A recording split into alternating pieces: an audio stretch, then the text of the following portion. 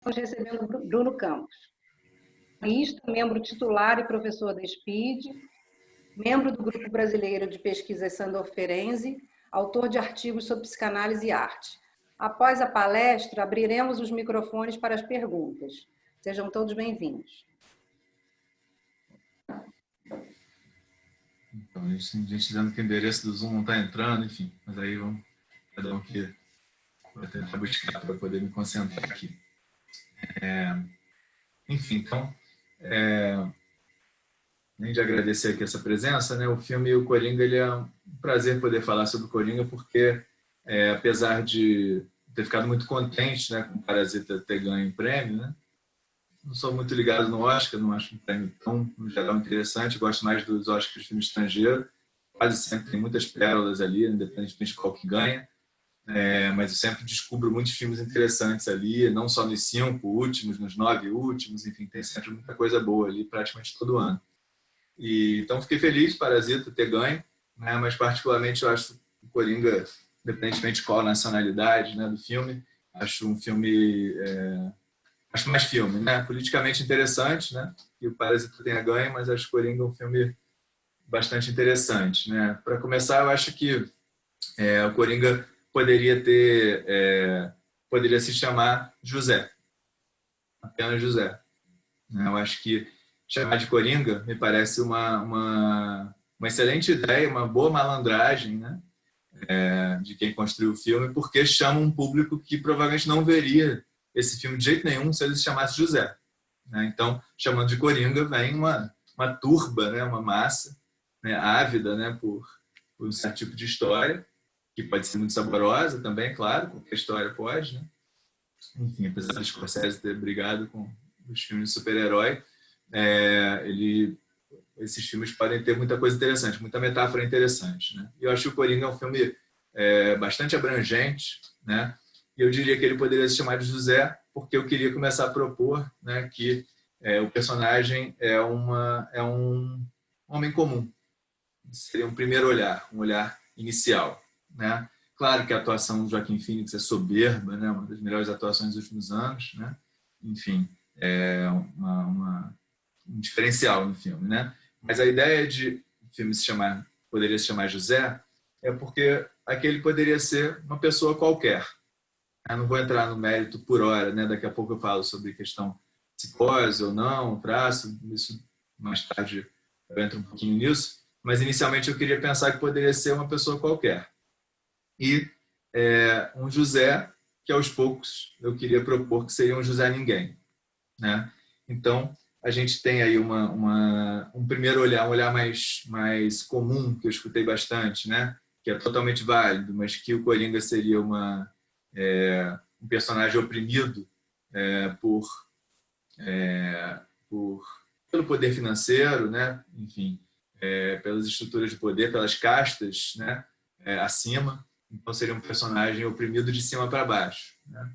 Acho que esse olhar cabe também, mas eu queria propor que a gente olhasse bem para além disso, né? Para a gente olhasse para as múltiplas opressões em cima desse personagem, muito para além das opressões socioeconômicas, né?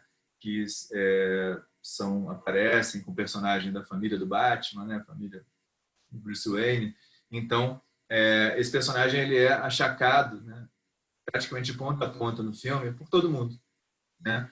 Para começar, a primeira cena, ele está fazendo aquela vestido de palhaço, com aqueles cartazes, né? Promovendo uma lojinha qualquer de rua, e uns garotos de rua, que não necessariamente meninos de rua, né? Mendigos, mas garotos que não tinham nenhuma aparência de serem de uma família economicamente acima da dele, derrubam, né, o cartaz dele, quebram, arrebentam, e ele corre atrás, aí eles espancam o Coringa, né, e roubam um pouco de dinheiro que ele tinha. Então, ele já começa a ser achacado no primeiro instante por um grupo que não era, né, economicamente acima dele. Eu acho que isso já é um recado, né, que o filme está dando, que a discussão ela é para além, né, dessa perspectiva que acaba que o filme em outros momentos convida, né? E acaba que fica parecendo uma perspectiva única, que eu acho que aí, né, enriqueceria menos, né, a potência do filme, da gente conversar aqui. Então, essa seria a primeira questão, né? Então, um José Ninguém que teria essa primeira cena de opressão, né? Teria uma cena que eu vou citar mais vezes, porque é a minha cena preferida do filme, né? Que é mais à frente, ele está no ônibus e tem uma mulher que é negra, aparentemente de uma classe baixa ou média baixa, né? Que está com seu filho no banco da frente, no ônibus, e o filho fica espontaneamente olha para ele. O Coringa está olhando pela janela, né? E o garoto começa a olhar para ele, o garoto está na frente. Então ele olha, e como o garoto fica fixo olhando para ele, o garoto olha para trás, né? Ele brinca com o garoto, ri, faz umas brincadeiras, né? E a mãe se incomoda, dá um esporro nele, a mãe do garoto dá um esporro no Coringa e manda o garoto virar para cá, né? E aí o Coringa começa a rir, essa risada que aparece tantas vezes no filme, começa a rir, e a mãe do garoto olha mais incomodada ainda, olha para trás, e ele entrega para ela o crachá do riso inadequado, né? Um crachá psicopatológico, né? Um crachá com um diagnóstico, né, de riso inadequado e plastificado, e favor devolver o crachá depois de lê-lo. E ela lê aquele crachá inusitado, não fica mais empática, né? Mas ela, enfim, o filme corta a cena e ele, nessa cena, fica mais claro ainda que ele está sendo achacado muito para além da condição econômica, muito para além das classes sociais, né? Os colegas de trabalho dele que teriam uma condição provavelmente muito parecida, né? Alguns também achacam, ou seja, então ele é achacado por baixo, por cima e pela mesma, né, linha dele ali, se a gente fosse pensar socioeconomicamente. Então, de cara, né, eu acho que o roteiro do filme já convida a que a gente desconstrua essa ideia de que é um filme que de cima para baixo, né, que a discussão central seria essa. Eu não acho que essa é a discussão central. Ela é uma das discussões cabíveis, mas não a discussão central, na minha opinião. Então, eu proporia, né, que seria um José Ninguém, que por ser de tão José Ninguém, ele é achacável por todo mundo, né? Ele receberia um bullying irrestrito, né? Ele seria democraticamente achacado, né? Assim, todo mundo pode achacar esse Coringa, né? Taca a pedra na Geni, que ela é boa de cuspir, né? Então, ele teria ali um aspecto, né, de ser humilhado constantemente, que perpassa a vida dele toda, né? Ele teria ali um momento onde ele tenta ganhar algum tipo de inscrição social, né? Quando ele tenta fazer um stand-up comedy, fazer umas piadas, né? E a partir daí o personagem do Robert De Niro, que seria uma espécie de Jô Soares, né? Esse personagem ele faz uns comentários, né, num programa, passa esse videozinho e humilha, né, também em rede nacional, a tentativa dele de fazer num clube de iniciantes. Então ele humilha um iniciante que está querendo fazer comédia, né? Então é um tipo de humilhação caprichada, né? Porque você tem, enquanto iniciante você já é achacável, então isso é pesado. E acaba que a partir daí, né, tem esses momentos de virada. Tem um momento de virada no metrô, onde os três jovens economistas vão fazer alguma coisa, estuprar, enfim, sabe-se lá o que eles fariam com uma mulher que está sozinha no metrô, e ele gargalha, e os caras passam a espancá-lo. Como ele estava com uma arma que ele tinha recebido do colega de trabalho, ele acaba atirando nos três, e aquilo ganha uma repercussão nacional, quem é que matou os três garotos e tal. Enfim, então tem esse ponto de virada mais emblemático no metrô, ok? Mas tem esse ponto de virada outro, né? Onde ele tenta uma inscrição social, já vou falar de psicose, claro, tenta uma inscrição social e ele é humilhado na hora da sua tentativa de inscrição, né? Então, ali ele começa a ensaiar essa virada, né, do personagem, que é uma virada muito importante. Então, queria propor, portanto, né, que o Coringa não seria apenas como eu falei, alguém, um representante de uma classe baixa, né, que é humilhado, né? O Coringa representaria o que eu diria, né, que ao invés da gente, vamos dizer assim, as discussões super legítimas sobre gordofobia e, né, daqui a pouco vão ter cada vez mais palavras, e é muito legítimo para que a gente possa tentar questionar, desconstruir muitos dos preconceitos, ou pelo menos dirimi-los o máximo possível, né? Eu diria que o Coringa ele reúne alguma coisa mais abrangente. A gente poderia dizer que o termo seria diferençofobia. Então, o Coringa seria um representante de qualquer das diferenças humanas, né? Para além de se ele fosse negro, né? Então ele é representante do humilhável, né? Então, se a diferença me convida à agressividade, se a diferença me convida a diminuí-lo, a humilhação, a diferença pode vir emblematicamente numa pessoa negra, num homossexual, enfim, né? E o Coringa representaria qualquer coisa, né? E aí a gente já vai, né, de novo, devagarzinho, se aproximando da possibilidade de falar daqui a pouco sobre a psicose, né? Então ele teria uma porosidade à humilhação, né? Ele teria um certo tipo de genie que ele ofereceria, né? Que ele seria uma espécie de personagem sacrificial, um personagem representando um sacrifício de toda uma sociedade, né? Representando um bullying mais geral. Então essa seria uma proposta que eu queria dizer para vocês, né? Seguindo daí, né? Essa ideia inicialmente, portanto, ele seria um José da Silva, uma pessoa qualquer, né? Com o tempo ele vai virando de José da Silva a José Ninguém. Ele vai se tornando, vai sendo espremido, vai virando um Zé Ninguém. Então ele não é um José da Silva. Enquanto ele está trabalhando com colegas, ganhando dinheiro, merreca ou não, enfim, né? Não estou nem entrando na discussão política, não é a proposta hoje, mas podemos com certeza falar disso também. Então, no momento em que ele está trabalhando, ele tem lá alguma inserção, alguma inscrição. Aos poucos ele vai, no trabalho dele, né? Como os garotos destruíram o cartaz dele, então ele teria que ele mesmo comprar, assim como os trabalhadores têm que ter o seu carro para ter o Uber, ter a sua moto para ser motoboy, enfim, então ele tem que ter aquele cartaz. Se ele teve aquilo destruído, ele perderia o emprego. Então, aos poucos ele vai perdendo essa condição de José da Silva, né? De uma pessoa qualquer, para se tornar um Zé Ninguém. Então, espremido de José da Silva, ele vai ficando mais apertado, né? E se tornando José Ninguém, e de tanto apertar o José Ninguém, o que eu queria propor é que só restaria Ninguém.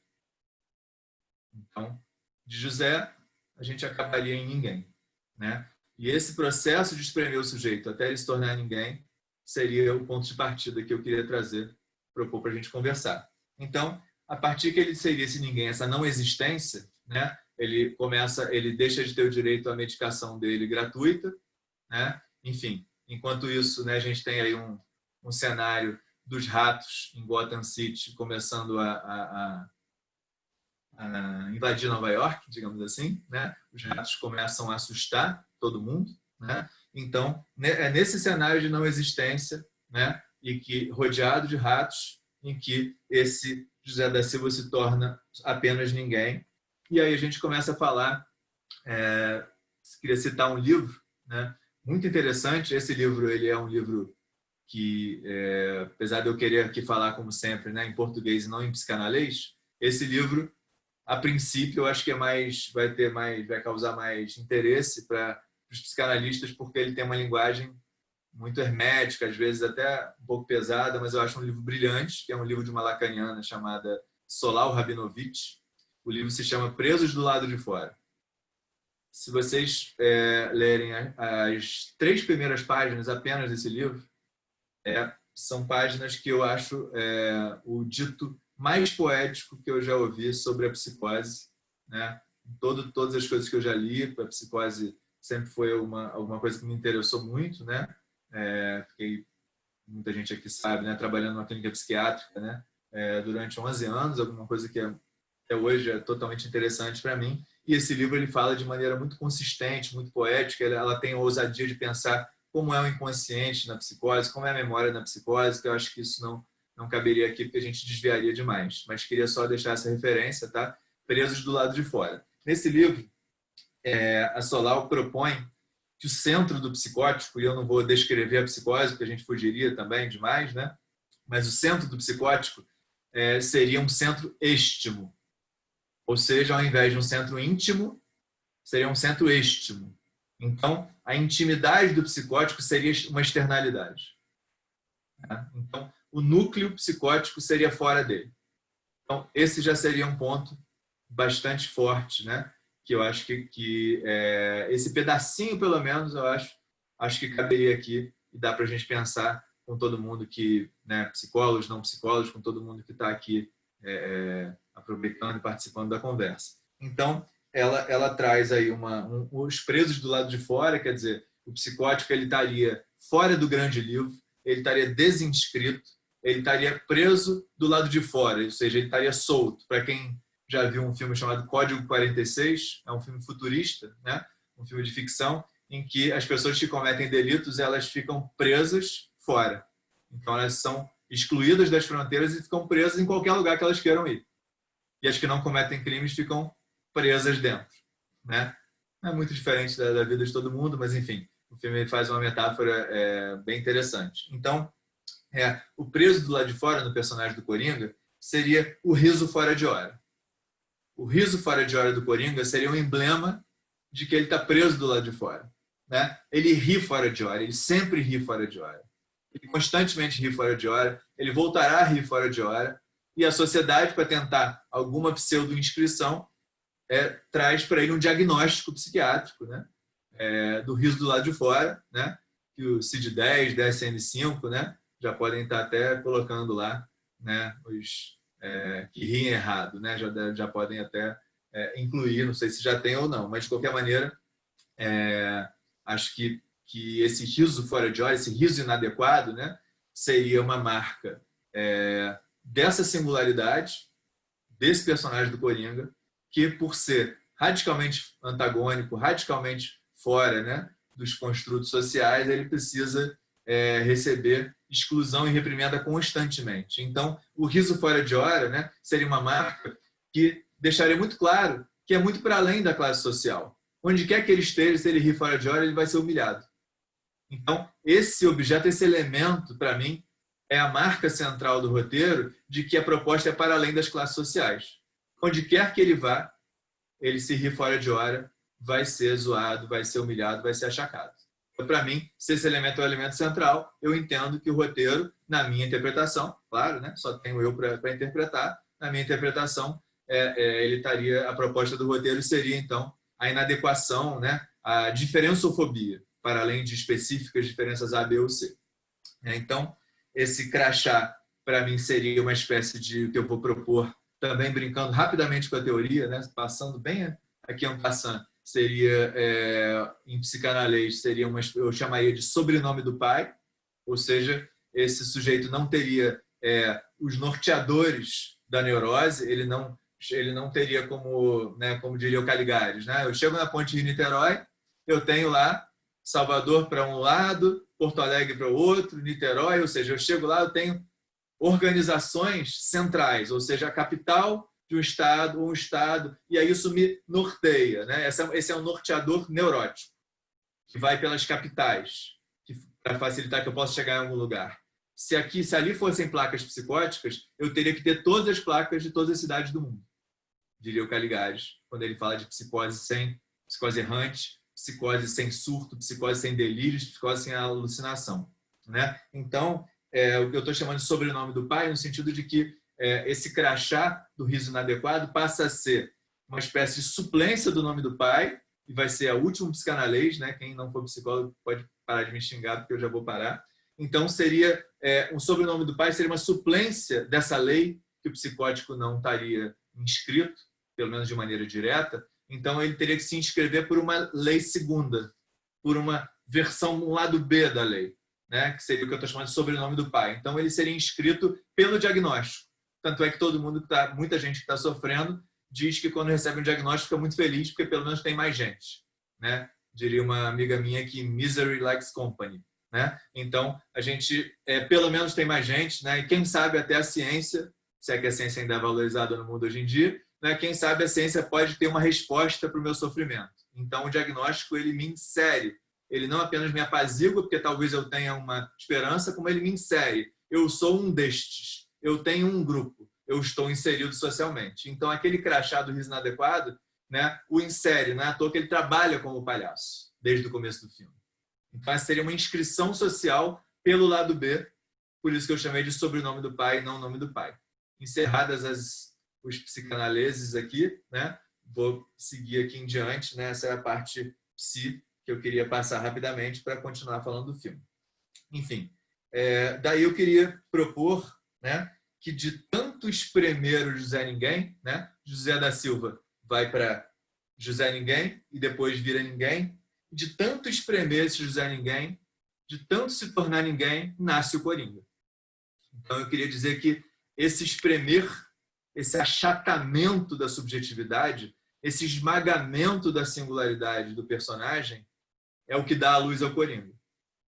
O Coringa, então, seria um filhote do esmagamento de si mesmo, né? Então ele seria como eu chamaria de uma acne do sistema, né? De tanto espremer, pulou alguma coisa que seria o Coringa, né? Então o Coringa seria, né, um anti-herói, né, que seria um efeito da tentativa de eliminação do mundano, né? Então, se muita gente morrer de Covid, né, então eu estaria eliminando o mundano, né? Eu estaria eliminando o cidadão comum, estaria eliminando o Zé Ninguém, e o Coringa seria um nascimento de resistência. Uma resistência apenas de não morrer. Uma resistência inicialmente pré-ideológica. Uma resistência apenas de sobrevivência. Que já é muita coisa, se apenas vai com muitas aspas, né? Então, eu diria que uma espécie de processo de desentificação, ou seja, uma extração da capacidade, né, da legitimação de ser um ente, de ser um sujeito, de ser um cidadão. Então, a desentificação, a essa desentificação reagiria uma entificação. Então, o nascimento do Coringa seria uma reação à desentificação, ao processo de ninguémzitude, sei lá como é que a gente chamaria assim, né? Ao processo de dessubjetivação do personagem de José Ninguém, né? Então, o Coringa seria uma reação a isso, né? Eu queria colocar como reação inicialmente pulsional, pré-idealização, né? Pré-ideologização. Por isso que eu quis falar um pouquinho de psicose branca, né? Psicose errante, ou seja, o sujeito que não delira nem alucina. No caso dele, né? Depois aparecem delírios e alucinações, sim, mas eu queria dizer que o personagem dele é construído para além. Poderia ser feito sem as cenas de delírios e alucinações, que ele estaria um personagem bastante crível, né? Então, essa entificação, ou seja, tornou-se um ente Coringa, né? Ele foi descendo José e esse processo criou, deu à luz a um ente Coringa, né? Então, essa seria uma reação pulsional, né? É a minha proposta. Então, a pulsão de morte, né? É uma das formas de pensar a pulsão de morte. Não tem a forma prometi que não ia falar psicanalista, perdão, gente. Mas tem a pulsão de morte, né? Que seria pulsão de morte versus pulsão de vida, que seria uma oposição binária, não é o jeito que eu prefiro pensar, não. E um dos outros vários jeitos de pensar seria a pulsão de morte como pulsão por excelência. Ou seja, só a pulsão de morte. O Lacan coloca essa possibilidade, né, nos escritos dele. Então, seria uma exigência de trabalho constante. Então, um dos modos de pensar a pulsão de morte seria uma exigência constante e eterna de trabalho. Então, se existiria alguma coisa, saindo do psicanalista, alguma coisa, uma força interna que me provocaria, me impulsionaria, me pressionaria a algum tipo de trabalho psíquico, algum tipo de trabalho subjetivo, algum tipo de trabalho emocional, então, esse tipo de pressão interna, né, provocaria algum tipo de reação que eu diria que seria o nascimento do Coringa enquanto resistência, né, que pode ser pensado uma resistência no sentido Foucaultiano, né, resistência enquanto força contra o esmagamento. Venha ele de onde vier. Do menino da mãe do menino no ônibus, dos garotos na rua ou de uma classe dominante. A esse esmagamento é que teria uma força de resistência que seria o nascimento do Coringa. Tá? Então, a afirmação da existência do Coringa seria uma afirmação contra a repugnância à diferença, né? Inicialmente pré-ideológica, eu estou propondo, e depois ideologizada também, né? Então, a afirmação seria contra qualquer repugnância frente à diferença, né? Ou seja, a questão do estranho freudiano, né? Lembrando que, né, portanto, se o Freud diz que eu não tenho como temer a pura estranheza, o puro desconhecido, porque quanto ao puro desconhecido eu não posso temer, porque eu não tenho nem pré-representações, então o estranho seria uma representação de algo já conhecido por mim. Então, algo familiar, algum horror familiar, visto, vivido, pensado, imaginado, algum horror singular, meu interno, eu projeto em algum objeto externo, e aí ele ganha, né, essa coloração, como a gente disse até lá na Bruxa de Blair, discutindo Bruxa de Blair lá na live. Então, esse objeto externo, né, ganharia a força da minha projeção, né, e ele teria, então, uma característica de, ao mesmo tempo, estranho e, ao mesmo tempo, bastante familiar. Né? Então, o Coringa seria, né, esse sujeito que teria toda a projeção da estranheza, toda a projeção da familiaridade, da sociedade para além das castas. Então, o Coringa seria a representação da nossa estranheza, representação da nossa diferença em relação a nós mesmos, daquilo que eu estranho em mim, daquilo que me incomoda em mim. Mesmo que eu lute contra alguns preconceitos, eu vou sempre ficar incomodado com alguma coisa em mim. Tem algo que difere de mim mesmo. Tem algo que é para além da relação com o outro.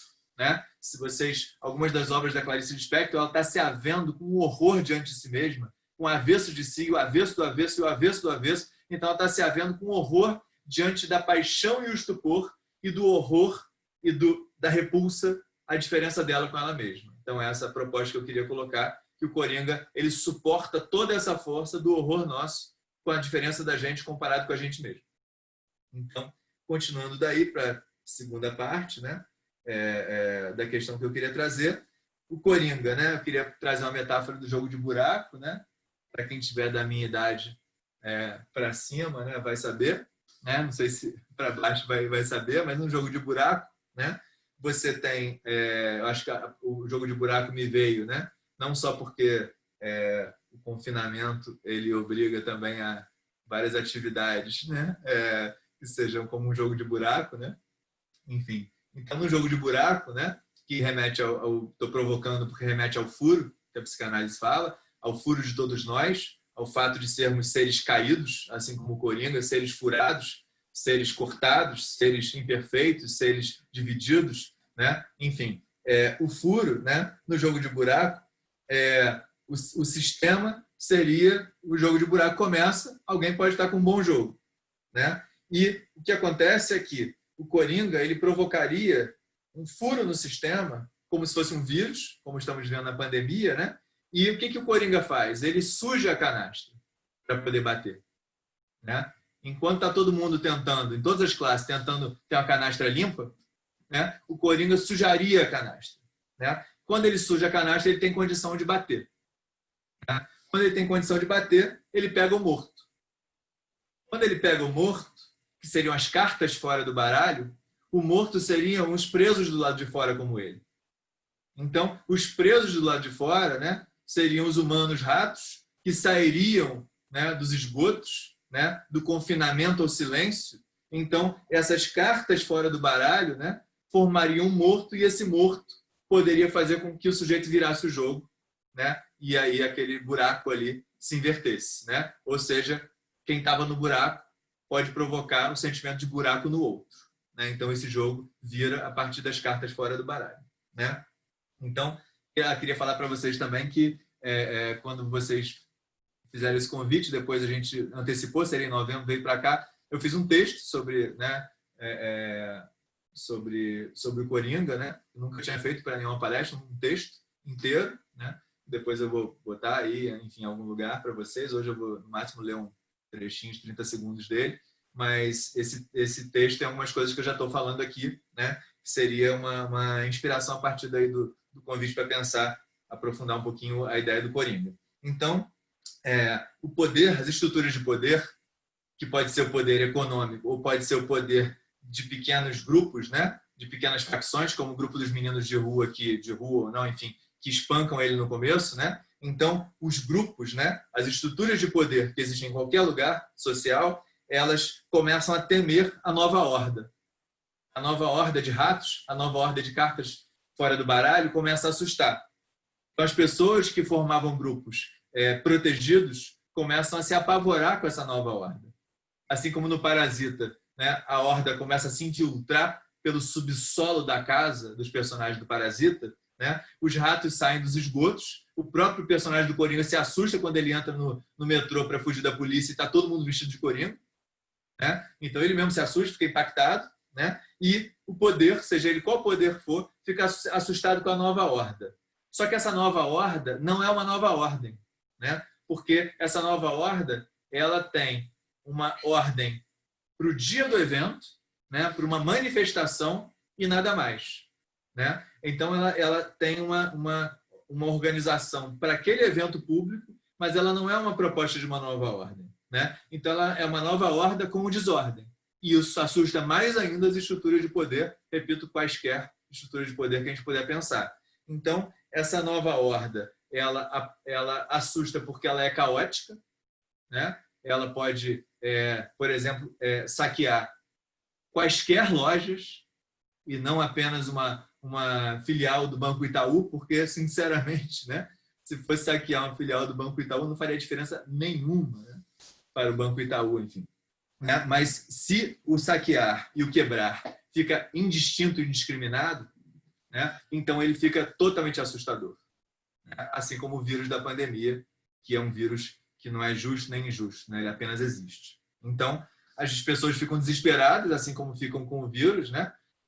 Porque as pessoas, não existe escudo para um vírus, né? Assim como não existe uma estratégia quando os palhaços podem aparecer de qualquer lugar, os ratos aparecem de qualquer lugar. Então, Nova York fica sitiada, né, diante dos ratos. Então, Gotham City fica nesse tipo de cenário e o riso, né, inadequado agora passa a ser o sorriso demoníaco. Então, o riso inadequado, que era vítima de achaque, que era vítima de cusparada, que era o riso da Geni, passa a ser agora o sorriso demoníaco. Então, o sorriso demoníaco instiga os demônios de cada um de nós. São tantos demônios quanto as singularidades existirem, né, em cada um de nós. Enfim, então, esse sorriso demoníaco seria o fantasma da desordem, do caos, que, em última instância, seria o fantasma do riso livre. Eu não estou glamorizando a palavra livre aqui. Estou deixando a palavra livre o máximo possível, sem juízo de valor, se é positivo ou negativo. É um riso livre. Um riso que pode ir ao caos, que não é para fazer o bem nem fazer o mal. É apenas um riso livre. Se a gente puder conseguir conceber um riso que não é nem negativo nem positivo. Daí, eu queria fazer uma citação de um livro chamado Diário de um Sedutor, do Kierkegaard, que é um livro muito interessante, que um amigo meu, Leonardo Alves, né, psicanalista, me indicou há zilênios atrás, né? E eu li, gostei muito do livro, e o trecho que ele tinha me falado foi também o trecho que eu mais gostei, que é um momento que o personagem, que até é um personagem que não é tão interessante, mas a história é muito interessante, mas que ele diz que, no caso ali da história, que ele ia presentear a mulher amada com o maior presente que pode se dar a alguém, que é oferecer a ela o próprio constrangimento. Oferecer a ela o constrangimento dele mesmo. Esse seria o maior presente, o presente mais romântico que se poderia dar a alguém, é oferecer-lhe o próprio constrangimento. Né? Então, essa ideia, né, que o Kierkegaard propõe, eu queria propor para vocês, que seria o Coringa oferece um presente de grego à sociedade. O Coringa oferece à sociedade o seu próprio constrangimento. Né? O constrangimento dele, Coringa, e o constrangimento dele, dos outros, enquanto representação projetada nele. Então, as pessoas, o constrangimento de todas as pessoas estaria ali encarnado no Coringa, enquanto eles estão assistindo o programa do Robert De Niro. Inicialmente está todo mundo rindo, com o tempo começa todo mundo a parar de rir, aquela bandinha lá do Jô Soares começa a tocar meio assim, né? E a graça começa a ficar assustadora, ninguém mais aplaude, ninguém mais sorri. E aí o Coringa começa a admitir que matou os 3 garotos e depois mata o próprio apresentador do show, né? Do show de horrores, de humilhar o outro, né? De rir a desgraça do outro. E aí, então, esse constrangimento que o Coringa oferece, que seria o constrangimento dele mesmo e de todos nós, passaria para a última parte que eu queria falar para vocês, que seria a função social do palhaço. O palhaço seria uma figura fundamental, uma figura que é muito para além de se aquele palhaço A, B ou C me faz rir ou não, muito para além de se todo palhaço no fundo é triste, muito para além de qualquer ideia, né, que ficasse fixa, o palhaço teria, na minha opinião, uma função social que seria uma denúncia ambulante do ridículo de todos nós através do ridículo dele. Então, o palhaço ele não está usando aquela roupa para me agredir. Ele está assumindo o ridículo dele e me convidando, se possível, a assumir um pouco mais o meu próprio ridículo. Né? Fiz um workshop há uns 6 anos atrás de palhaçaria, né, com o palhaço Chuchu, e foi muito interessante, foi muito rico. Né? Tinham pessoas, né, ali de todos os atores, palhaços, nem atores nem palhaços. Foi muito interessante, foi uma experiência muito enriquecedora. Né? 2 dias inteiros, né, sobre palhaçaria, enfim. Quem já pôde fazer ou puder fazer, eu acho que é muito interessante, enriquecedor e, ao mesmo tempo, muito desorganizador. Porque a gente nunca foi nem nunca será preparado para o nosso ridículo, né? Porque senão já não é mais ridículo. Né? Então, ele já foi cooptado, já foi incluído, inserido. Né? Então, o ridículo seria alguma coisa que não cessará de não se inscrever, ou seja, alguma coisa que estará sempre fora, sempre preso do lado de fora. Então, o ridículo de cada um de nós estará sempre confinado do lado de fora. Quando a gente se expandir, no melhor dos casos, um pouquinho, conseguir botar um pouquinho daquilo para dentro, no melhor dos casos, aquilo já não é mais ridículo e vai continuar recheado de ridículo externalizado, ridículo confinado fora, e esse processo nunca vai acabar. Né? Tivéssemos quantos anos a gente pudesse ter, a gente não conseguiria dar conta, porque isso aí seria o para-além, né? Seria o conceito de real do Lacan, que eu não vou entrar aqui. Então, o palhaço, né? Quem puder assistir o documentário brasileiro chamado Doutores da Alegria, não é o filme Patch Adams, não, é o Doutores da Alegria brasileiro, é uma obra-prima, na minha opinião. Os palhaços, além de serem brilhantes profissionais, eles são inteligentíssimos, eles fazem um grupo de discussão de filosofia semanal, e o que eles inserem ali de pensamento, para além da ação deles com as crianças com câncer, o que eles inserem de pensamento sobre a função do palhaço é muito interessante. Né? Eles falam inúmeras coisas interessantes, como, para dizer uma bem das mais simples que eles falam, é a diferença que faz quando eles entram no elevador, fazem alguma coisa estranha, no meio de 4 pessoas, e de repente, eles, quando está todo mundo incomodado, eles põem o nariz vermelho. Acalma todo mundo imediatamente. Todo mundo se tranquiliza. Todo mundo sorri. Né? Aquela estranheza sem nariz vermelho é pura ameaça. O nariz vermelho apazigua alguma coisa. Esse aqui não vai me matar. Acho que não. Né? E pelo menos não de um jeito clássico. Enfim, então, Doutores da Alegria é um libelo, né? Impressionante, né? Como o acesso que eles têm às crianças. Enfim, é um filme que vale a pena muito vocês verem. Imperdível. E eu queria citar, chegando perto do final, um outro filme que seria o Em Busca da Terra do Nunca, sobre a história do Peter Pan, que é um filme que tem uma cena... O filme é bastante hollywoodiano, enfim,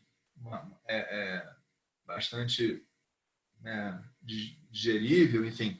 Mas é um filme muito interessante, especialmente, na minha opinião, porque o personagem que seria que concebeu, que criou a história do Peter Pan, seria alguém que já fez um certo sucesso no teatro, criando algumas histórias que tiveram um coro, né? E nas últimas peças ele teve um fracasso atrás do outro, fracasso atrás do outro. Então o produtor dele, se eu não me engano é o Dustin Hoffman, não lembro mais, o produtor dele propõe de ele desistir, não apresentar mais nenhuma peça, ou no máximo tentar repetir uma antiga que fez sucesso e tal.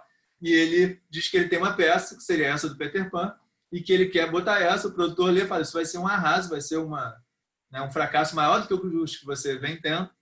E ele insiste. O produtor, como é amigo dele, fala: olha, essa é a sua última chance. Nem se você me implorar, depois dessa eu não faço mais nenhuma. Que é um formato bem hollywoodiano, né? Sua última chance, agora é a hora que vai dar certo, enfim. Mas, para além disso, o produtor dá a liberdade a ele, e ele faz apenas um pedido para o produtor. Ele fala assim: eu não quero nem dinheiro. Essa estreia vai tudo para você, mas eu quero que você deixe um lugar vazio a cada 10 assentos. Esses lugares eu vou ocupar. O produtor entende que ele vai convidar pessoas, né, amigos, enfim. Chegando na hora, quando está todo mundo já sentado, todas as pessoas proeminentes, toda aquela plateia que vai sempre nas estreias, né, centenas de Bárbaras Heliodoras, ele chega e coloca umas 50 crianças, uma a cada 10 lugares. Nenhuma delas senta junto de outra criança. Então, ele insere uma criança a cada 10 lugares e, a partir daí, começa a peça. Só das crianças sentarem ali quietinhas, sem nenhuma ruaça. Só as pessoas já se incomodam, já olham para o lado incomodadas, né? Estranhando aquilo, mas começa a peça. Quando começa a peça, aos poucos todo mundo começa a se incomodar com a peça. Começa a aparecer aquela estranheza, aquela coisa nova demais, incômoda. As pessoas começam a fazer cara feia. Daqui a alguns minutos, uma das crianças, uma das 50 crianças ri de uma cena. A peça não era, enfim, emblematicamente infantil, né? Oficialmente infantil. E aí todo mundo olha para a criança incomodadíssima. Né? Aí numa outra cena, uma outra criança lá do outro lado ri, só ela. Mesma coisa, todo mundo olha estranhado, né? Incomodado. Daqui a pouco outra lá. Daqui a pouco mais crianças riem, daqui a pouco os outros adultos começam a rir a partir das crianças. Então as crianças elas trazem, né, o desconstrangimento e elas instigam o aprisionamento dos adultos no próprio constrangimento, na própria impossibilidade de olhar para o próprio ridículo, e eles começam a rir. E a peça acaba fazendo sucesso, olha o diante, tinha que acabar assim, mas não tem problema, né? Quer dizer, então, essa inserção de 10 em 10 lugares seria um projeto com ternura, né? Que teria, na minha opinião, o mesmo objetivo do filme Coringa, só que por outro operador. Né? Ele usaria outros utensílios, né? Outras ferramentas. Então, Em Busca da Terra do Nunca provocaria o nosso ridículo, quebrar o sistema através da ternura, de colocar crianças ali. Assim como vocês devem conhecer inúmeros e inúmeros casais que estavam já chatíssimos para eles mesmos, não estou falando de briga de casal, é cada um chato para si mesmo, já sem nenhum senso de humor. Quando tem um filho, a casa vira um caos, mas o senso de humor renasce, pelo menos temporariamente, até o ninho vazio. Enfim. Mas então, quer dizer, a ideia, né, seria que essa inserção da criança, que não tem compromisso com a vergonha do ridículo, provocaria que a gente acessasse o direito a não ter um horror com o nosso próprio ridículo. Né? Então, enquanto a Terra do Nunca traz via ternura, o Coringa traz através de uma sátira perversa, através da agressividade, da provocação, do choque, do confronto, do enfrentamento. Um é tão legítimo quanto o outro. Né? Enfim, eu acho que o Coringa é muito mais filme, mas os dois têm uma parte da temática, para mim, coincidindo. Né? E aí, para fechar, eu queria ler esse trechinho final que eu tinha escrito aí a partir desse convite, né? E aí encerrar e ouvir vocês nas perguntas. Então, o trechinho é o seguinte. Aqui. Os ratos de Gotham City saem dos esgotos, rebelando-se contra a morte induzida por cloroquina. O grito desesperado é por dignidade humana, por legitimar sua existência, seu direito a habitar a terra sem pudor. Sem licença, eles vão à luta. Luta em glória, êxito fugaz. Vitória de pirro? Não. A vitória aqui tem um efeito maior. Efeito de redenção. Efeito de sujeito, como sustenta Caligares em uma pensabilidade lacaniana. Nesse ponto, talvez repouse o cerne da revolução do Coringa, que seria a redenção do efeito de sujeito. Posso falar melhor na hora da conversa. Um instante épico está muito além da vitória num sentido estrito. O triunfo aqui tem efeito subjetivante, deixa resíduo eterno. Mais do que mártires sociais, os coringas naquela noite obtiveram uma identidade própria, no sentido mais íntimo do termo. Asseguraram um lugar subjetivo, não passível de expropriação. Dali, ninguém mais os tira. Estão, enfim, presos do lado de dentro. E é isso. E abrir para perguntas.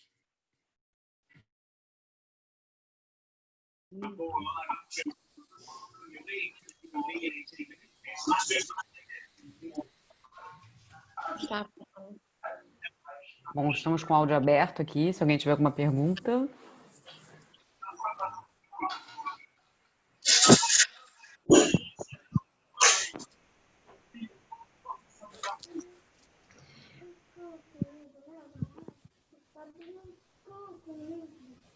As perguntas podem ser feitas através do chat também.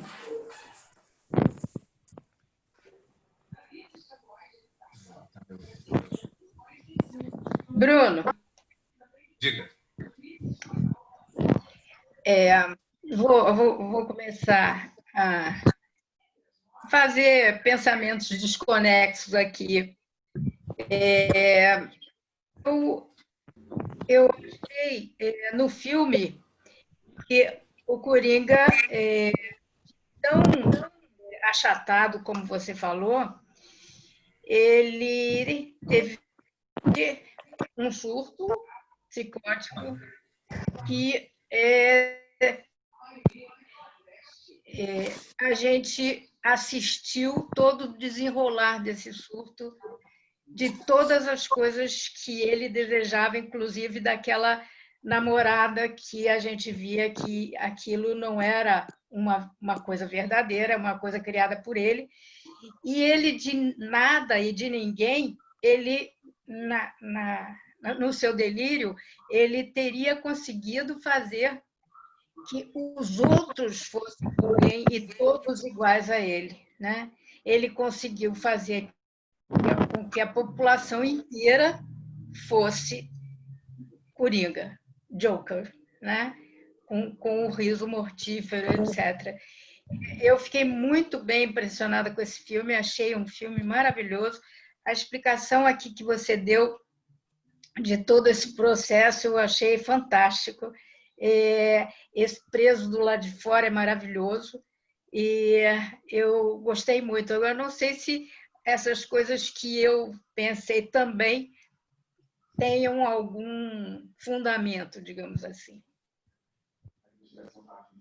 Claro que sim, claro que sim.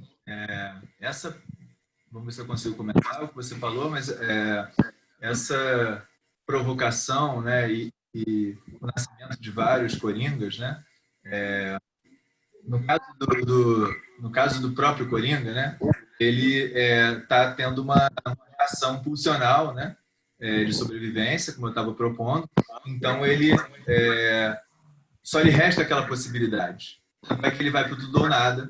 Tanto é que ele mata o personagem do Robert De Niro. Então só lhe resta aquela possibilidade. E daí ele entra, no caso do personagem individualmente, né? Ele entra numa descida de ladeira sem freio, porque ele começa a matar pessoas que o achacaram, né? Lá no metrô. Ele vai matando, mata a mãe, né? Que, enfim, poderia se considerar também algum tipo de achado, né? Só que o filme encerra de maneira brilhante, por isso que eu acho um filme redondo. O filme encerra quando ele estaria, como você falou, ele estava à beira de matar a suposta namorada com quem ele nunca teve nenhum encontro, fora passar pelo corredor. Então toda a história dele com aquela mulher, com aquela vizinha, era fantasiosa, era delirante. E ele, eu entendo, né, claro, uma leitura, que o roteiro deixou exatamente se interromper na melhor hora, na hora que ele começaria a matar os personagens que não o achacaram.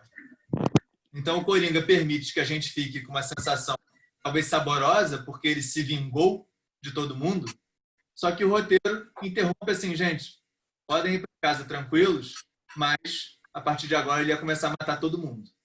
E seria essa tal instauração do caos. Teve uma pergunta que estava colocando isso. Então, seria uma resposta pulsional não organizada, como eu disse, prévia a qualquer ideologização. Ele tinha que fazer aquilo e ele ia continuar fazendo e ele ia passar a matar a partir dos delírios, né? É onde o filme se interrompeu, para mim, num ponto super redondo, né? E os outros coringas, né? Assim como na cena do Forrest Gump, que todo mundo está correndo atrás dele, quando ele para, depois de meses, todo mundo fala, e aí? Qual o sentido da vida? Por que a gente estava correndo mesmo? Ele não, estava só correndo, né? Quer dizer, então, o Forrest Gump estava dando vazão a uma questão pulsional e nada mais. Assim como o Coringa não queria fazer um grupo, né? Ele até se sentiu lá, vaidoso, fez aquela cena bonita em cima do carro depois da batida no final. Ele fica fazendo uma pose interessante, né? Mas ele estava querendo escrachar toda e qualquer coisa, né? Seria um personagem que não faria praticamente nenhum laço, apesar dele ter protegido o anãozinho ali, que foi o que ele não matou, né? Enfim, os outros estão ávidos de alguma liderança, mas sem nenhuma liderança é um caos que vai durar uma noite ou outra, né? Mas não... depois vai ter algum inseticida que vai mandar os ratos de volta até que eles possam se rebelar de novo. Enfim, mas aí já seria um desdobramento mais para política. Mas não sei se eu te respondi, mas... Para mim, por exemplo, é como se ele jamais tivesse matado ninguém, jamais tivesse ido ao programa de televisão, jamais tivesse acontecido aquilo, nada aconteceu. Ele delirou tudo aquilo. É como se ele tivesse delirado tudo aquilo. Nada aconteceu. Essa foi aquela sensação de você entrar no delírio dele, viver o delírio dele, entender o delírio dele, mas nada aconteceu. Ele não matou ninguém, ele não namorou ninguém, ele não... nada. Ele surtou e a gente surtou junto. Uma ótima leitura. Uma ótima leitura. Acho que super cabe. Uma alegoria, né, sobre essa função do Coringa, sobre esse acontecimento do nascimento do Coringa, né? Enfim, a ideia de terem colocado como uma espécie de irmão bastardo do Batman, né? Claro, é um alter ego do Batman, claro, mas é bem interessante, né? Como se fosse um outro lado do Batman, né? Da mesma família do Batman. Essa possibilidade, que claro, né, um delírio da mãe dele, mas independentemente disso, né? Quer dizer, essa possibilidade seria, né? O Coringa é da família do Batman. Essa provocação também é interessante, ou seja, o ridículo é de todos nós, né? Não é da classe dominante, é o ridículo de todo mundo, né? Então acho que isso também é bem legal, né? Aqui estão falando sobre o... Tem várias perguntas aqui, Bruno. Essa aqui, não sei se tem mais alguma em cima. Mas... Não, qual que você está começando? Tem uma pergunta aqui do João Caldeira. Da corte, né? Ou tem outra em cima? Não, tem. Essa é a primeira pergunta. Essa é a primeira? Eu vou ler, acho que está todo mundo vendo, ótimo. né? Ótimo. Acho que é bom eu ler. A função social do palhaço lembra muito o Bobo da Corte. É um personagem que pode falar o que quiser sem medo de represálias. Uma corte, qualquer um que criticasse o rei abertamente poderia ser morto, mas o Bobo da Corte possui um lugar próprio. A função de falar o que todos pensam e ninguém fala.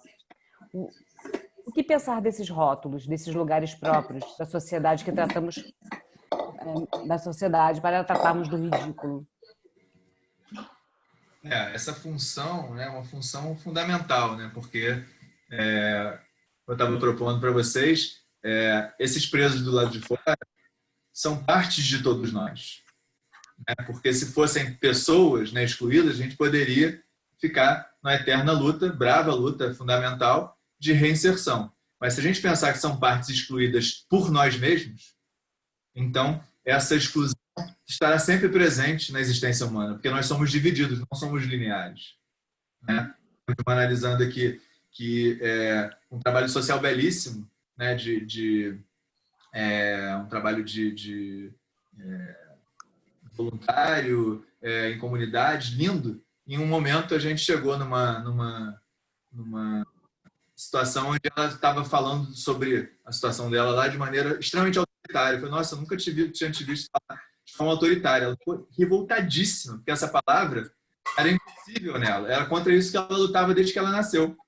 Ou seja, né, assim como diria Maria Rita Kepler, né, sempre que a gente ouvir alguém falando que é íntegro, seja íntegro na revolução, íntegro na direita, íntegro na esquerda, íntegro no serviço social, enfim, né, a gente vai desconfiar que ali tem uma negação, né, porque o problema é a questão do Coringa dentro de nós. Então, essas pessoas que teriam, né, umas funções sociais do Bobo da Corte, elas são fundamentais, mas lembrando que, volta e meia, o rei abre um alçapão, manda aquele Bobo da Corte para os jacarés e empossa outro, né?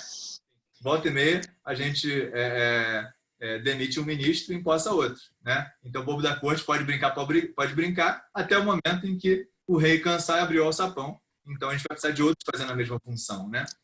Então, acho que essa função é fundamental, porque no melhor dos casos, a gente consegue inserir esse pouquinho para dentro, né? Essa partezinha para dentro que eu estava propondo para vocês, né? Quer dizer, no melhor dos casos, tem alguma coisa que é mais aceita, algo passa a ser mais aceito, né? E diria no Erotismo, né, do Jorge Bataille, nesse livro ele fala que qualquer formação social, em qualquer época, terá sempre o seu pária. Ou seja, se o pária for numa época um negro, noutra época um homossexual, noutra época agora vai ser o pedófilo, e toda vez que a gente incluir, né, esse pária, ou seja, fizer uma inserção, hoje em dia a gente pode espancar um pedófilo, mas não pode espancar outros. A gente já pôde espancar negros, né? O pedófilo hoje está liberado de espancar, né? Então, se a gente um dia reconhecer humanidade, subjetividade, reconhecer um direito de inserção social, não o direito do ato pedófilo, mas direito de inserção social, a gente vai ter que eleger outro par. Oi! Então, enfim. Já está começando? Enfim, então essa figura, né, do bobo da corte é fundamental para que 0,1% passe a ser aceito, no melhor dos casos, mas essa parte excluída de cada um de nós vai estar sempre lá, né? Então a gente vai estar sempre abrindo o alçapão, infelizmente, o bobo da corte, que venham tantos outros quanto a gente conseguir eleger, né? Enfim, vamos para outra. Foi em todas escritas, mas vocês podem falar aí também, né? A Betina está ajudando aí a gente. Mas... Pô, tô aqui, eu já me perdi um pouquinho, mas vamos Duas lá. perguntas aqui curtinhas que eu acho que elas se entrelaçam. Então, vou falar as duas e aí você responde. Uma é da Patrícia Seco. O não psicótico teria também essa prisão do lado de fora em algum momento de nossas vidas? Você poderia dar um exemplo disso? E a outra, da Carol Vidal. Bruno, o Coringa e os presos do lado de fora, num geral, pode ser pensado como paciente identificado da sociedade? Sim. O não psicótico, se ele teria, né, se ele teria também poderia ter essa prisão do lado de fora, sim. Na minha opinião, sim. Da mesma forma que o psicótico, não, né, de jeito nenhum. Mas de uma outra forma, sim, né? A partir do momento em que, por exemplo, uma inibição neurótica extrema, né? A partir do momento em que eu diga o meu sonho acabou, né? Eu falhei, né? Seja eu tentando suicídio, seja eu suicidando meus planos, meus projetos, né? A partir do momento em que alguém me diz assim, cara, mas espera aí, você quer ser médico? Como assim? Né? Você primeiro precisa passar no vestibular, né? Nem para uma carreira mais com menos candidato vaga você passa, né? A partir do momento em que eu me excluo para fora do meu sonho, né? A partir do momento em que eu, por exemplo, fico assistindo o casamento do príncipe e da princesa, né, na Inglaterra, a partir do momento em que eu fico assistindo aquilo ali, né, eu estou me aprisionando do lado de fora. A partir do momento em que eu, por exemplo, dou um poder a uma banca de mestrado ou doutorado, né, para fazer uma legitimação, que é diferente de ter um respeito pelo percurso do outro, diferente de ter uma vontade de ter um diálogo e admirar o percurso, né, acadêmico ou não, de um colega, né, mas a partir do momento em que ele vai conferir grau, né, de existência para o meu percurso profissional, eu posso, né, tá me colocando num lugar de poder ficar preso do lado de fora. Até porque, mesmo depois que algumas pessoas conseguem um título, seja mestrado, doutorado, na pós-graduação, tem que ver se, além desse título, você vai fazer parte da panelinha que pode apresentar palestra, né? Então, quer dizer, o preso do lado de fora, né, é um construto social que vai acompanhar a gente sempre. A gente não tem como fugir disso completamente, né? Isso é uma questão. Quanto a se o Coringa, né, e os presos do lado de fora poderiam ser pensados como paciente identificado da sociedade, com certeza.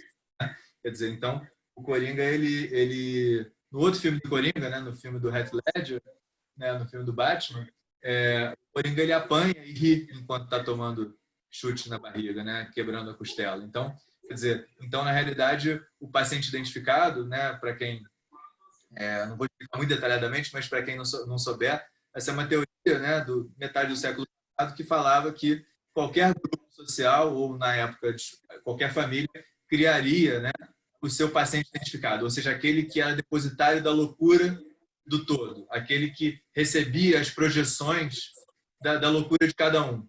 Enquanto os outros, né, não assumiriam suas próprias loucuras, falando isso num linguajar não técnico, né, enquanto cada um não assumiria a própria loucura, todo mundo teria que projetar a própria loucura naquele outro.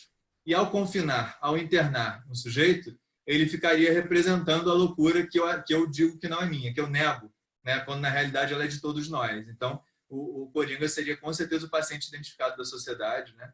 Aquele que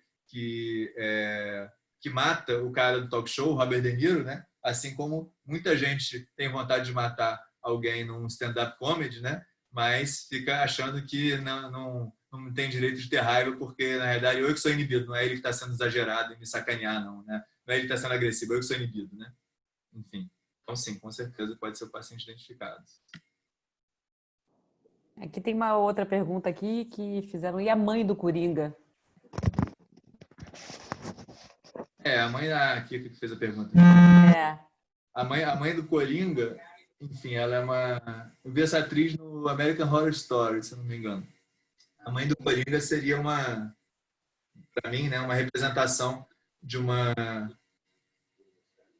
Enfim, entendo uma personagem como uma personagem melancólica, no sentido que ela fica à sombra do objeto perdido e talvez à sombra da ilusão perdida, né? Então ela fica à sombra de um imaginário de que ela teria engravidado do ex-patrão dela e teria dado a luz ao personagem do Coringa. Então ela fica mandando cartas infinitamente, né, para esse milionário que seria o pai do Coringa, e achando que um dia vai chegar a vez dela. Para mim, a mãe do Coringa seria um personagem, guardadas algumas diferenças, que me lembra a Macabeia da Hora da Estrela, no sentido de que ela está sempre esperando, né, que um dia a carta dela vai ser aceita, que um dia ela vai poder ser inserida, né? Então, um dia ela vai poder encontrar com o príncipe, que é a morte da Macabeia, no livro A Hora da Estrela, né, da Clarice Lispector, é exatamente assim. Meu sonho é o príncipe, né? E ela, no final, é atropelada pela limusine do príncipe, mas pelo menos ela realmente morreu nos braços do príncipe. É atropelada. Então, essa alegoria da Clarice, né, eu acho que tem a ver muito com a mãe do Coringa, na minha opinião. Tem uma outra aqui, da Tabata Flores. Bruno, primeiramente, obrigada pela ótima análise. As pessoas atribuíram uma ideologia ao assassinato no metrô, que, na verdade, não houve, pois foi apenas sobrevivência. Fizeram isso porque precisavam dessa romantização para ir às ruas se manifestar. Você vê alguma relação entre essa necessidade daquela massa, os ratos, de uma liderança e a necessidade de pertencimento, de inserção? Por precisar se inserir, elege-se um líder? Ou melhor, inventa-se um líder? Sim, Tabata. Delícia de pergunta. Como é que eu colocaria isso? Assim, eu assisti um filme que vale a pena, um filme está na Netflix, né? Não tem tantos filmes legais na Netflix, série tem a beça, né?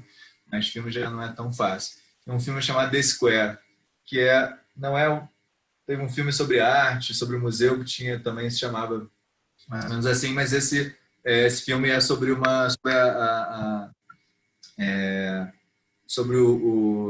primavera, né? No Egito, né? A resistência do povo, né, para destituir o Mubarak, né, destituir o líder do Egito. Então, nesse filme, o que acontece é que os personagens eles vão para as ruas, ocupam a praça, e quando eles ocupam a praça, eles se surpreendem, né, que depois de acampar na praça um tempão, eles conseguem destituir, conseguem que o presidente renuncie. Surpreendem. E aí, a eleição, que vem alguns meses depois, né, apesar de um personagem dizer eu acho que a gente não tem maturidade para ter uma eleição, acho que a gente devia discutir mais ainda para poder ter candidatos. Né? Foi muito interessante. E aí, eles elegem, né, o novo presidente. Esse presidente cria uma constituição mais autocrática do que o ditador Mubarak.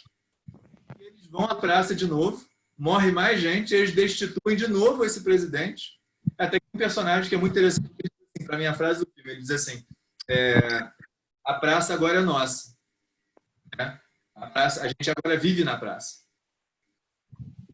Ele diz assim, tiramos um presidente, entrou outro que foi pior que o anterior, a gente tirou de novo. Se o próximo for ruim, a gente tira de novo.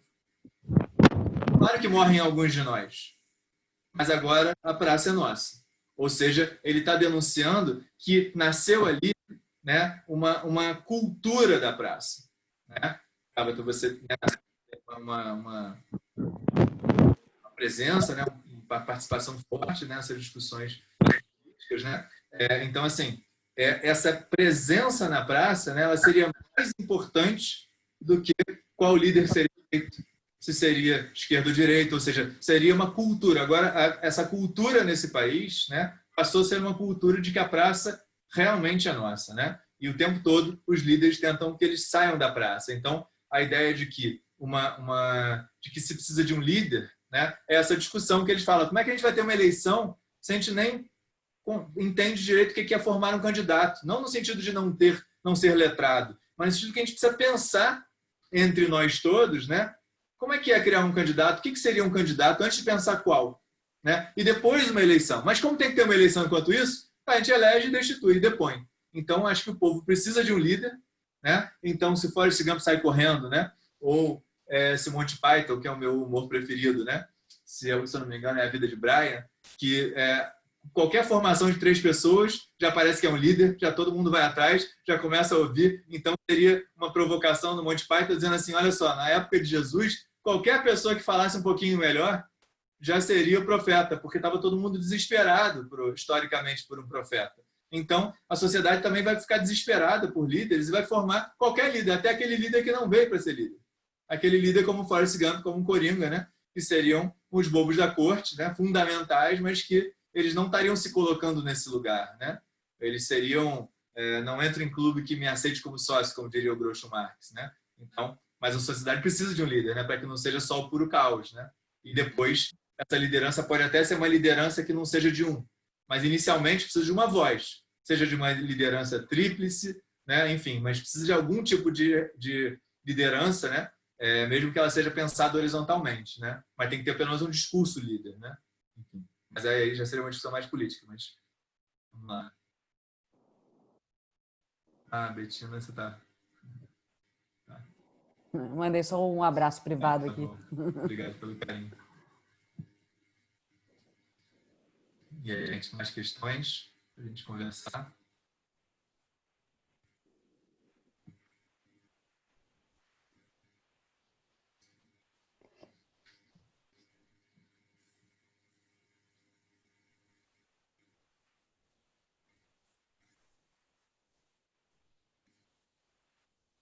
Enfim, se não tiver mais questões, a gente vai devagarzinho fazendo... Mas por mim, se tiverem mais questões, eu estou aqui com vocês, né? Enfim, mas acho que de qualquer maneira, né, para tentar também dissecar um pouquinho algumas coisas que eu falei um pouco mais rapidamente, né?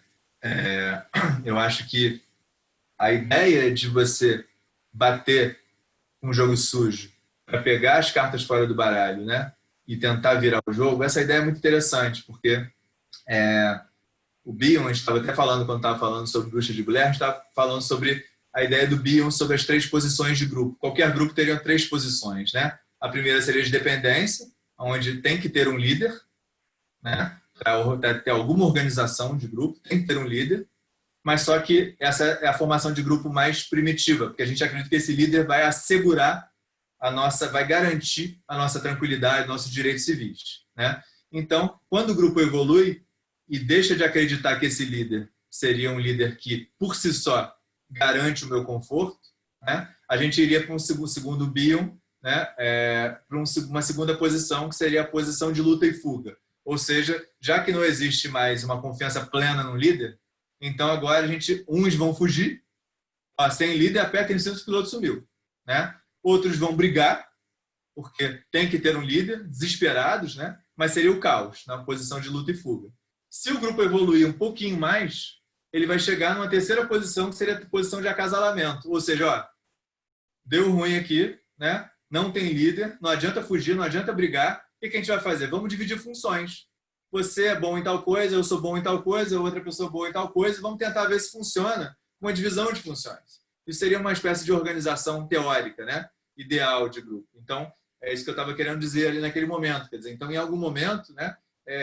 Quando a liderança é perniciosa, a gente precisaria, né, de algum tipo de jogo sujo, diria o Joseph Campbell, né, que é o papa da mitologia, né, que ele fala que entre as ações de qualquer herói, ele está falando sobre o que existe em qualquer mito de herói.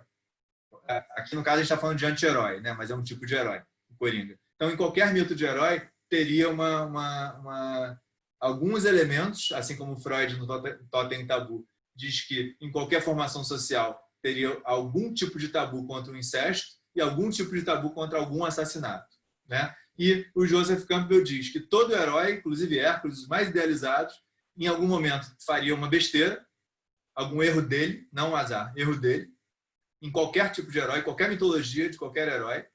Outra coisa que aconteceria em qualquer mitologia de herói seria que qualquer herói, em algum momento, precisaria de ajuda de alguém. Não necessariamente um Robin, que fica ali prontinho para ajudar, né? Mas ajuda de alguém. Né? Então, esse herói já é mais humanizado pelo errar, ponto 1, é humanizado pelo precisar de ajuda, ponto 2, e o ponto 3, que é o meu preferido, que é todo herói, em algum momento, pelo menos um, trapaceia. Todos os mitos de herói, em algum momento, tem uma trapaça do herói. Isso eu acho muito rico. Porque, nesse sentido, o Campbell provoca o nosso ridículo. Que qualquer ato nosso vai estar dividido pela nossa imperfeição, pelo nosso ridículo e pela nossa, no mínimo, pequena trapaça. Assim como diria o Fernando Pessoa no poema Em Linha Reta, né? Todas as pessoas que conhecem são príncipes, né? Porque quando elas erram, elas têm um álibi. Elas estão apenas reagindo porque elas foram aviltadas. Eu, né, diferente de todos, eu não faço gestos horríveis o tempo inteiro, mas quando eu faço, não tem álibi nenhum. É o meu lado horrível mesmo que apareceu. Então, o Fernando Pessoa está provocando, né, que a gente assuma, sem álibi, que o ridículo é nosso, né? Que o horror é nosso, que a trapaça é nossa, assim como a história de qualquer herói. E herói aqui eu estou querendo propor herói no sentido de herói de si mesmo, herói de construção da própria história subjetiva, né? Outra questão aqui. João Caldeira Pires. Só para complementar a última pergunta, a ideologia atribuída me lembra Taxi Driver, onde o herói transita entre os dois mundos do crime e do vigilantismo, só buscando a notoriedade, a aceitação social, mesmo que ele seja aceito como um criminoso ou como um herói. Delícia de questão, né? Acho que esse filme é um clássico, né?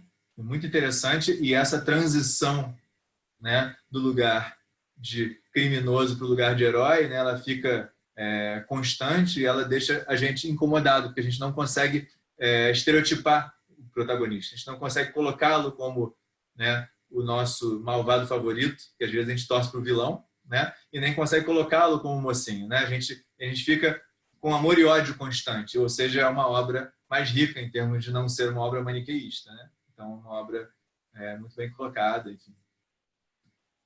Sobre qual filme da Netflix seria The Square, né? Da Primavera Árabe. Sobre a Primavera Árabe.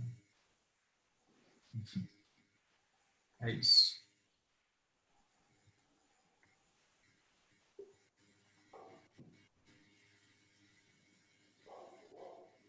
Então, gente, ficamos por aqui. Mais alguma última? Vamos encerrar. Muito obrigada, Bruno. Foi maravilhoso. Bruno, foi um prazer. Muito obrigada.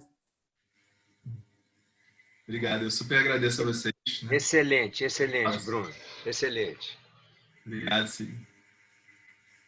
Eu que agradeço a gentileza aí, a receptividade, o carinho.